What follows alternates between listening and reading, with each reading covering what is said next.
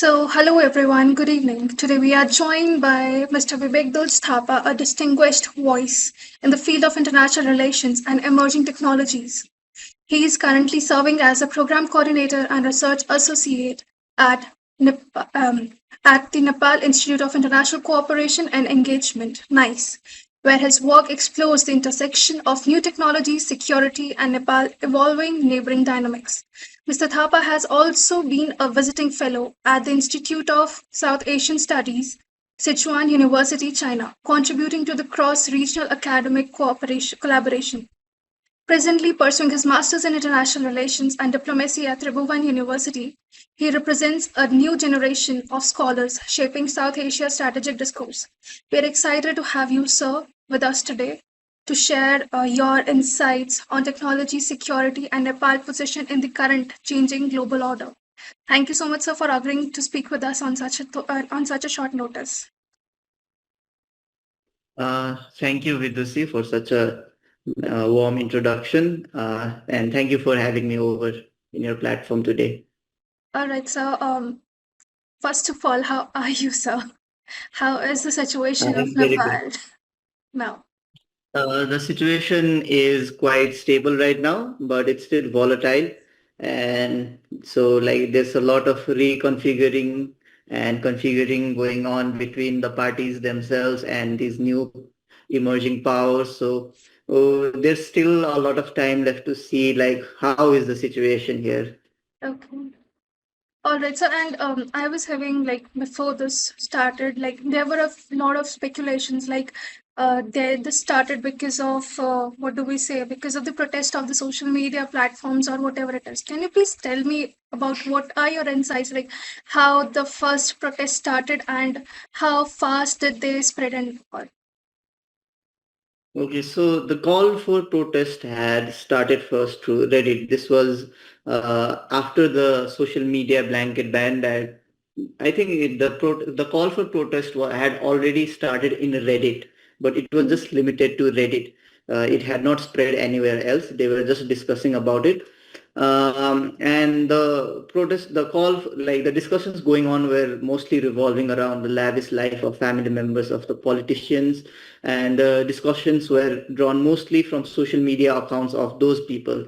The people in Reddit, they were seeing the lifestyle of these family members of the politicians, which started adding fuel to the long-standing frustration in our country, with combined with the rampant corruption, irregularities, poor governance, political instability. I could go on and on about many of these issues. Yes. And then slowly this protest, like this slowly started shifting towards TikTok, where the Gen Zs of Nepal, they started making reels with pictures and videos of these so-called Nepo babies. And it had only started showing up in Instagram and Facebook a bit later. And while all of this was happening, the government announced a blanket ban on 26 social media platforms. Mm-hmm. And it is important to note that this did not include TikTok, because TikTok had already been banned previously, and TikTok was back after agreeing to all the conditions being presented by the government. And since TikTok was the only operational social media during the time, a lot of users from Meta and other social media, they shifted towards TikTok, which added a boost in the engagement of these Nepo baby trends, hashtag Nepo babies, and the call for protest that was happening. And as more and more people started engaging with these trends, its reach started to grow, and it also started garnering more support for the protest. And since all of the media for mass communication like Facebook was down, people could not communicate in mass in TikTok. Mm-hmm. Protesters resorted to Discord, which was open during that time. Mm-hmm. And there a group was created, Youth Against Corruption. It was the name of the group. And from there, people started communicating about the protest. And that's how the first protest on September 8th was staged, and it happened. So this all happened within a span of maybe Mm-hmm. 1 week's time. So Okay. yeah, this is how the first protest happened. All right. And I'm way more curious to know, like, since you are from Nepal only, and where were you at the time when the ban hit, and what was your first reaction to it? So the ban was not spontaneous. The government had announced the ban and directed the internet service providers to implement this ban. So it took some time, somewhere between 24 hours to 3 days, depending on the internet service providers. When it was announced, I was in my office, and my first reaction to it was that it would not be very sustainable. I was aware that there will be protest, but I was not aware that there will be protest of such a massive scale. And I was very aware that the government would face a huge backlash, and it would have to like take this ban back. And I thought that it would not stand for more than 1 week. Yes. Okay. And sir, how did you and others communicated once the major platforms were being blocked? So, as a person aware with technology, I personally used VPN, and there were people who were also changing. And they were doing this thing called changing their DNS servers. Like Okay.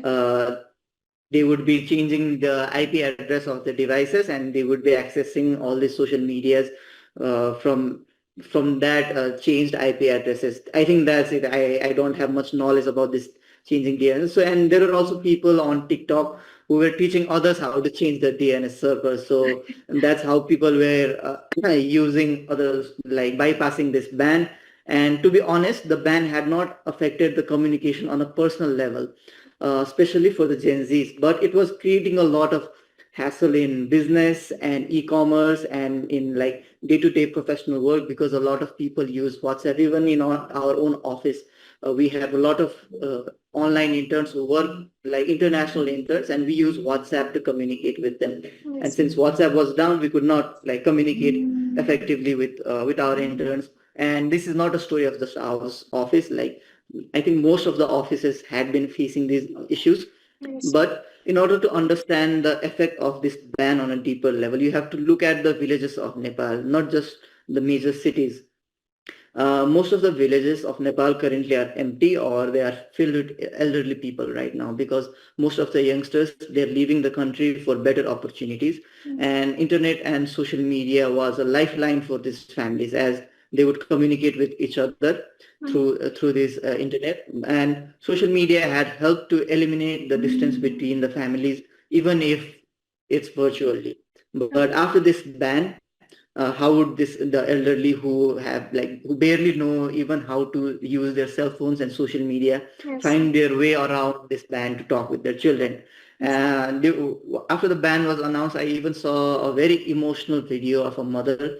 I think she was from some village of Nepal. She was crying, and she said something along the lines of like, what have you done? If I don't get to talk with my son, I swear on God, I will kill you. She named the former head of the government during that time, the in charge of the government during that time.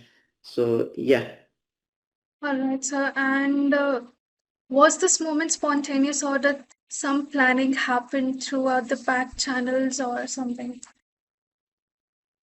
The movement was spontaneous without a doubt. It was not like there was not one person or one group who called the protest. I cannot say for sure what happened on September 9th, the next day, but the protest on September 8th was a spontaneous movement where majority of people in the crowd came on their own accord. And currently in Nepal, even before this protest had happened, I do not think there is any power, including the traditional parties, that is able to mobilize such a massive crowd for this protest.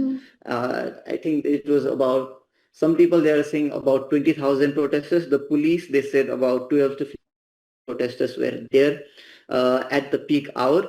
And I don't think Nepal has seen such a massive mobilization of people in recent days and it was an explosion of extreme frustration that everyone has been feeling since decades.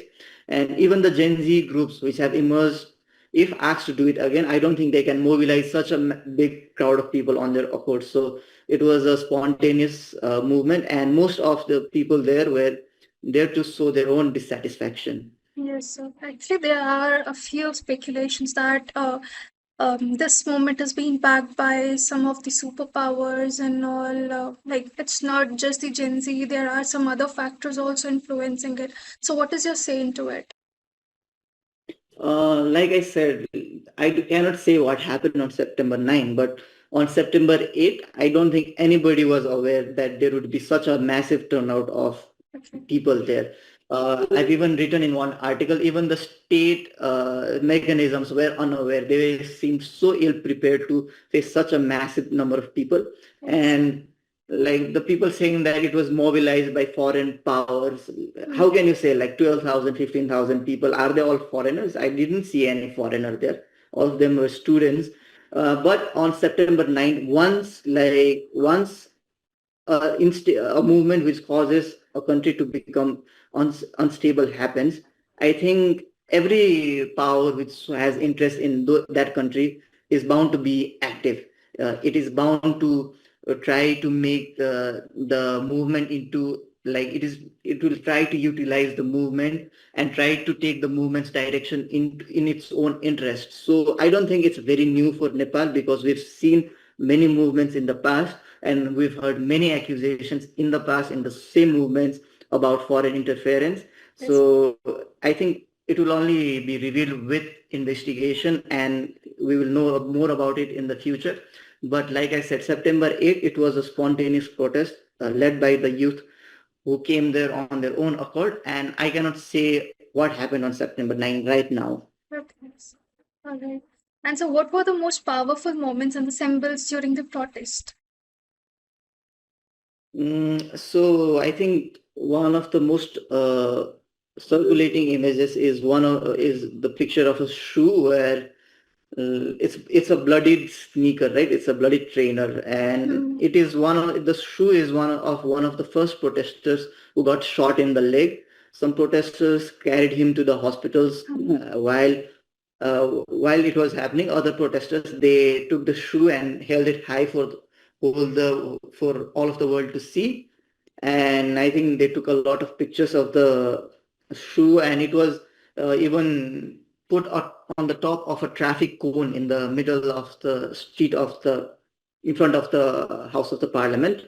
Mm. And I think luckily he's still alive, and that guy is recovering. The next person is also a very gruesome one. It is of a person hanging on a police barricade. The upper half of his body is hanging forward and the lower half is hanging behind the barricade, while the middle part of his body is resting on a rod of the barricade on his stomach. And he was shot in the head. If you've seen the videos, you can see the blood coming out of his head in the video itself, and the protesters are shouting like, "You've killed a guy! You've killed a guy! Look at this guy!" And some of the protesters they took him to the hospital, and once again, by sheer luck, this guy is still alive and he is still recovering. And I hope both of them recover very fast. Then there is this very famous flag or the Jolly Roger flag of the Straw Hats Mm. Pirates from the Yes. manga or anime called One Piece. Yes. So the flag is called the Jolly Roger of the Straw Hats, and the Straw Hat Pirates they travel around the world breaking unjust rules imposed by the world government and liberating the exploited. And these are a group of pirates who have shown young people all across the world that not all rules are just and not everyone who breaks the rule is bad. Yes. And sometimes those who make the rules use them simply to impose an iron grip over society. Because of this message, this symbol has been prominent not just in Nepal. You can see it in Indonesia, in Philippines. I think they had shown it in Hong Kong and now in Madagascar and other places of the world as Yes. well. I think these are, to sum it up, these are some of the symbols that were very prominent during the protest. All right, sir. And so, do you think that the protest that had happened is really a successful one? And does it looks really successful to you? And what do you think? Like, would it really be a success after 1 year?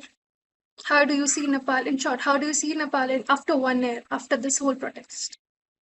Okay, so this was a headless protest, right? So there was not a common agenda for everybody.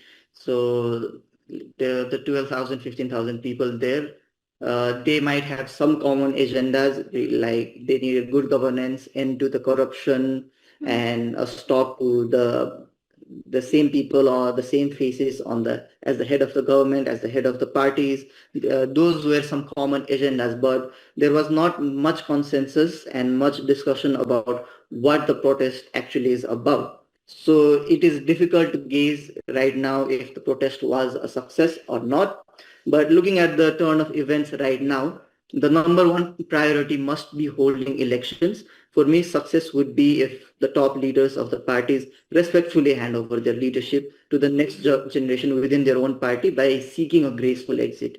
If they don't choose to do that, I would consider it a success if the parties can contest the internal elections within the party and bring a new generation of leadership within their structures. Next, next condition would be if the Gen Z movement is institutionalized under the same umbrella, and in the common elections, if they contest the elections within a common umbrella, and if their party gains a comfortable majority, I would consider it a success. Other than that, since things are still very volatile, I think until and unless the elections are held, there is no position in calling anything a success. Everything is in a state of quasi-anarchy, I would guess. So we cannot say anything until the election happens. So I would say the success for now would be election with the spirit of the movement being the whoever is leading the spirit of the movement winning the elections with a comfortable majority in the parliament.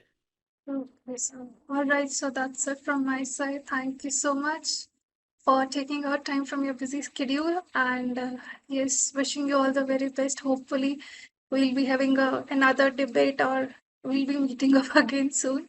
So yes, thank you so much, sir, for joining me today and for agreeing.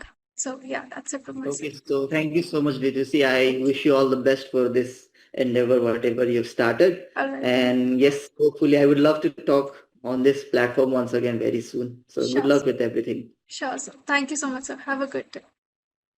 Thank you.